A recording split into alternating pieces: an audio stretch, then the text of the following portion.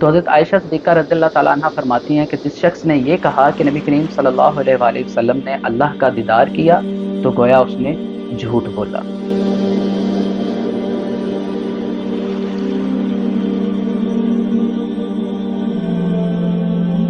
بسم اللہ الرحمن الرحیم۔ سبحان الذي اسرى بعبده ليلا من المسجد الحرام والى المسجد الاقصى۔ اللہ مبارک تعالیٰ نے نبی کریم صلی اللہ علیہ وآلہ وسلم کو مسجد الحرام سے لے کر مسجد الاقصیٰ تک سیر کروائی، اور آپ صلی اللہ علیہ وآلہ وسلم کو ساتوں آسمانوں کی سیر کروائی، جنت اور دوزخ کا وزٹ کروایا گیا۔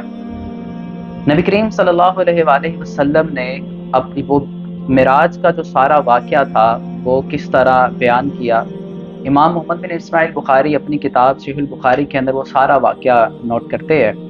صحیح البخاری حدیث نمبر 3887 ہے۔ نبی کریم صلی اللہ علیہ وسلم فرماتے ہیں کہ مجھے پہلے لٹایا گیا اور میرا سینہ چاک کیا گیا، اور میرے سینے میں سے میرا دل نکالا گیا اور اسے ایک سونے کے تشت کے اندر رکھا گیا اور اسے دھویا گیا، اور دھونے کے بعد میرے سینے کو وہی واپس رکھ دیا گیا۔ پھر کہتے ہیں کہ جبرائیل علیہ السلام ایک سواری لے کر آتے ہیں، براق جس کا نام ہے، اس سواری پر مجھے بٹھاتے ہیں اور آسمان کی طرف لے جاتے ہیں۔ آسمانوں کی سیر کروائی۔ پہلے آسمان پر نبی کریم صلی اللہ علیہ وسلم کی ملاقات حضرت آدم علیہ السلام سے کرواتے ہیں۔ دوسرے آسمان پر حضرت عیسیٰ اور حضرت یحییٰ جو کہ دونوں خالہ بھائی ہیں، ان کے ساتھ نبی کریم صلی اللہ علیہ وسلم کی ملاقات کرواتے ہیں۔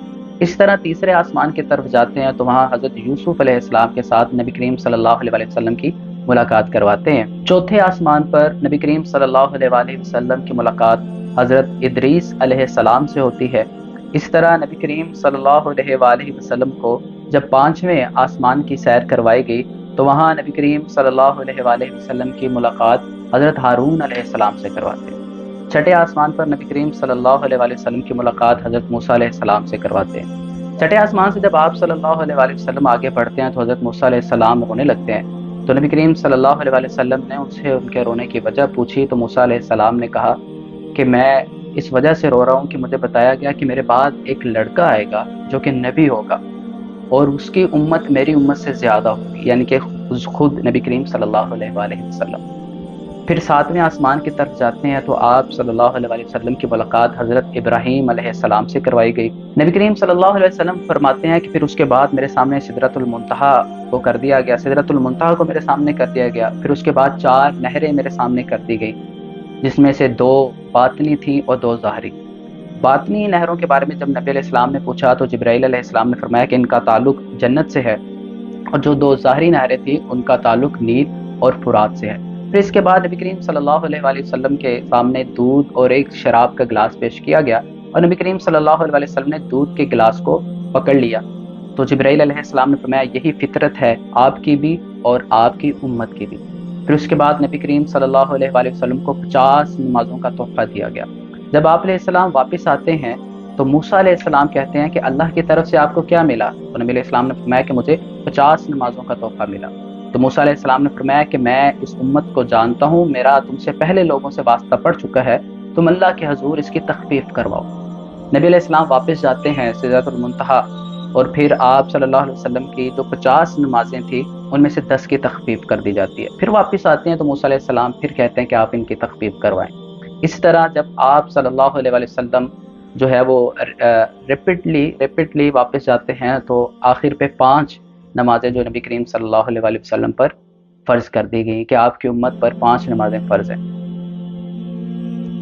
حضرت موسیٰ علیہ السلام نے پھر انہیں کہا کہ آپ اپنے رب کے حضور جائیں اور اسے مزید کم کروائیں، تو نبی علیہ السلام نے فرمایا کہ اب مجھے شرم آتی ہے، لہٰذا میں اسی پر راضی ہوں۔ پھر یہ سارا واقعہ تھا معراج کا کہ آپ صلی اللہ علیہ وسلم کو کس آسمان سے کس نبی سے ملوایا گیا اور آپ صلی اللہ علیہ وسلم پر کس طرح نمازیں فرض کی گئی۔ نبی علیہ السلام فرماتے ہیں کہ میں نے جنت اور دوزخ کا بھی وزٹ کیا، جب میں نے دوزخ میں دیکھا تو وہاں امیروں کی تعداد زیادہ تھی، اور جب میں نے جنت میں دیکھا تو وہاں غریب لوگ زیادہ تھے۔ پھر نبی علیہ السلام فرماتے ہیں کہ میں نے دوزخ کے اندر عورتوں کی تعداد کو زیادہ دیکھا۔